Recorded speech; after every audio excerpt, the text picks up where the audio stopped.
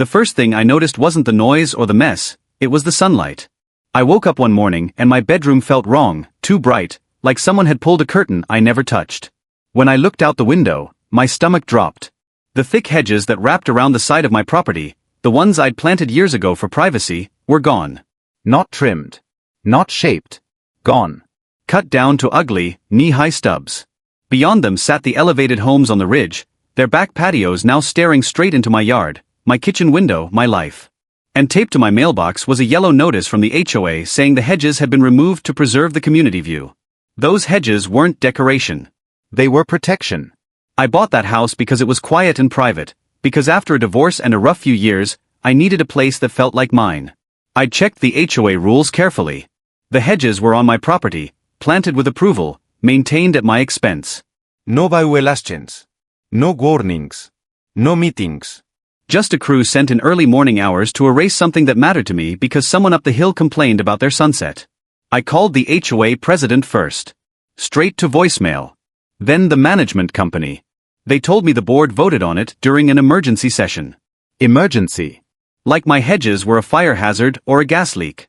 I asked to see the vote record. They said it would take time. I asked who authorized entering my land.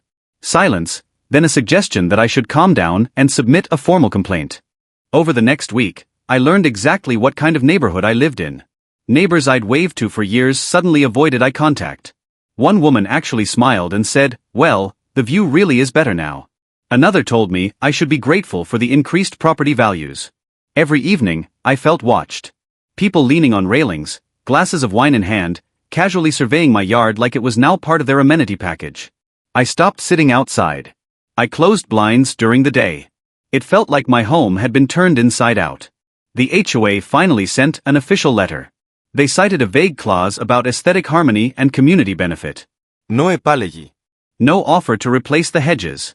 Just a reminder that any attempt to reinstall tall vegetation would require approval and could result in fines.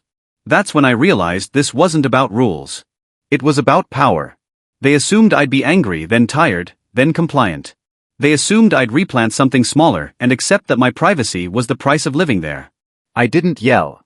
I didn't threaten lawsuits right away. I read everything.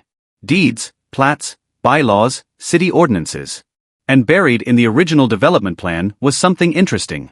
My lot bordered an old service easement, unused for decades, that technically allowed temporary industrial storage with a permit. Containers. Shipping containers. The city allowed them for up to 6 months if properly placed and not used for habitation. So I applied. Quietly. Paid the fees. Had the site inspected. When the permit was approved, I ordered 3 containers.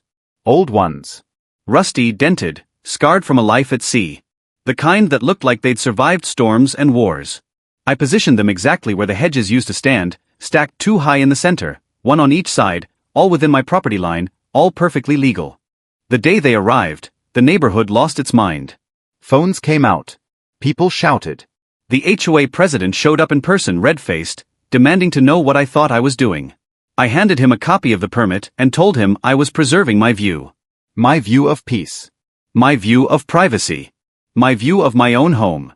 Letters followed. Threats of fines. Claims of eyesores and decreased property values. I responded with documentation every time. The containers weren't permanent structures. They weren't against city code. And most importantly, the HOA bylaws were very clear about one thing. They had authority over landscaping, not temporary storage approved by the city. For the first time since the hedges were cut, I slept well. The containers blocked everything. No more eyes. No more comments. Just quiet metal walls standing where my greenery used to be. I painted nothing. I decorated nothing. I let them sit exactly as they were, rust and all, a reminder that taking something from someone can have consequences you don't like. 3 months later, the HOA asked to meet. Not to threaten. To negotiate. They offered to pay for new hedges, mature ones, taller than before, professionally installed and maintained at their cost. They offered a written apology and a formal acknowledgement that entering my property without notice was wrong. All they asked was that I remove the containers once the hedges were established. I agreed, but on my terms. The hedges went in first. Thick, dense, evergreen. And only after they were rooted and thriving did I schedule the containers to be hauled away. When the last one lifted off the ground, The yard felt whole again. Private again. Now when I sit outside, I hear birds instead of whispers. I see leaves instead of faces.